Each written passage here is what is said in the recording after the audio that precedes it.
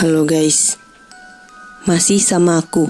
Kali ini aku mau bacain email dari Salma Zulkarnain 01@gmail.com. Namanya Salma. Udah penasaran kan? Langsung aja, let's go. Halo kasih, perkenalkan, namaku Salma. Aku mau menceritakan kisah menyeramkan yang pernah aku alami pas pertama kali pindah rumah.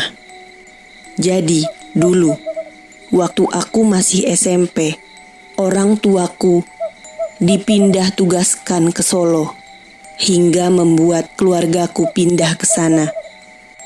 Aku bersama keluarga akhirnya menempati perumahan baru yang saat itu masih sangat sepi. Hanya ada beberapa rumah yang sudah ditinggali, dan itu pun jaraknya saling berjauhan. Pada awal pindahan, aku mendengar desas-desus yang menyatakan bahwa daerah perumahanku adalah daerah yang angker. Karena dulu sebelum dibangun perumahan, daerah tersebut merupakan area persawahan yang sering dijadikan sebagai tempat pembuangan mayat. Waktu itu, aku tidak terlalu mempercayai hal tersebut, tapi seiring berjalannya waktu, aku sering mengalami hal-hal aneh, seperti mendengar suara tawa anak kecil di malam hari, atau suara anak ayam yang sering terdengar dari sebelah rumah. Hingga suatu hari, hal yang lebih mengerikan pun terjadi. Saat itu, aku tidur berdua bersama adikku. Ketika aku sudah tertidur dengan nyenyak, tengah malam, tiba-tiba saja aku mendengar suara ketukan pintu. Aku sebenarnya tidak mau membukakan pintu itu, tapi semakin lama ketukan dari pintu depan semakin cepat dan semakin tidak sabaran. Aku yang masih ngantuk akhirnya berjalan menuju pintu depan.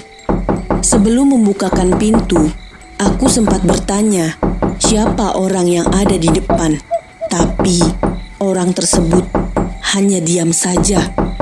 Aku yang tidak memiliki firasat apapun, lalu membukakan pintu depan hanya untuk melihat sesosok hantu kepala. Hantu itu mempunyai wujud kepala tanpa badan. Wajahnya putih menyeramkan, penuh dengan cakaran. Aku yang kaget langsung membanting pintu dan lari sekuat tenaga menuju kamar. Aku mencoba menenangkan diri di balik selimut. Perasaanku tidak karuan. Untungnya, sekarang aku sudah aman berada di dalam kamar. Tidak lama setelah itu, tepat di sebelah ranjang, aku bisa mendengar suara tertawa seseorang. Tawa itu sangat melengking hingga mampu membuat badanku bergetar ketakutan. Ia baru benar-benar pergi setelah suara azan subuh berkumandang. Paginya, aku langsung menceritakan pengalaman menyeramkan yang semalam aku alami kepada seluruh keluargaku. Sejak saat itu, ayahku tidak henti-hentinya menyuruh aku dan adikku untuk mengaji. Tidak lupa, ayah juga mengundang seorang ustadz untuk membersihkan rumah kami dari gangguan makhluk halus. Itu dia guys, cerita dari Salma. Serem ya guys? Buat kalian yang punya cerita dan pengen membagikan ceritanya, kirim ke email ya, ceritamisteriku.id@gmail.com. Bye. Halo guys, masih aku dari tim Asih. Kali ini aku mau bacain email dari yuristio@gmail.com. Namanya Tio. Udah penasaran kan? Yuk gas kita simak ceritanya. Halo Kak, namaku Tio. Aku ingin membagikan pengalaman horor yang pernah terjadi ketika aku SMP. Cerita ini bermula ketika aku bersama teman-temanku bermain bola di lapangan desa.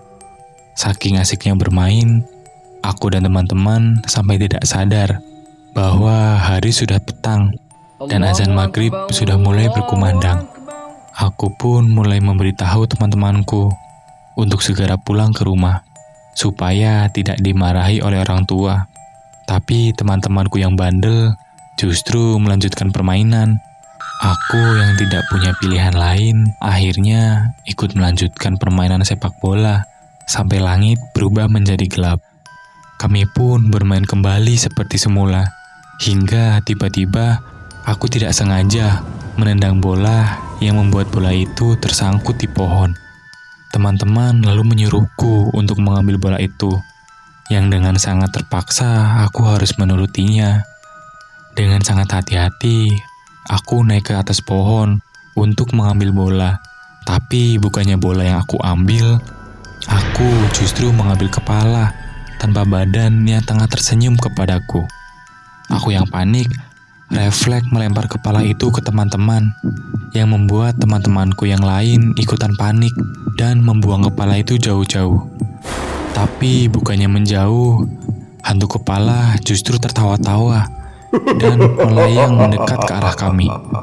Aku dan teman-teman langsung bergegas lari, menjauhi lapangan, dan meminta tolong kepada warga. Di tengah perjalanan, akhirnya aku dan teman-teman bertemu dengan ibu yang sedang mencariku. Ibu pun langsung memarahiku, yang bermain tidak kenal waktu. Aku yang menyesal langsung meminta maaf. Sebelum pulang, aku sempat menceritakan kejadian menakutkan tadi kepada ibu. Dan ibu pun menceritakan kepadaku tentang asal-usul hantu kepala yang ternyata berasal dari korban penyiksaan yang kepalanya dibuang di sekitar lapangan. Gara-gara kematiannya yang tragis, setiap malam hantu kepala itu selalu gentayangan menakut-nakuti orang-orang yang beraktivitas di sekitar lapangan bola. Wah, aku merinding banget guys baca cerita dari Tio. Kepala buntung di atas pohon. Ih, serem. Kalian sendiri gimana? Takut nggak? Kalau kalian punya cerita serem, bisa banget nih kirim cerita kalian ke emailku di ceritamisteriku.id@gmail.com. Bye.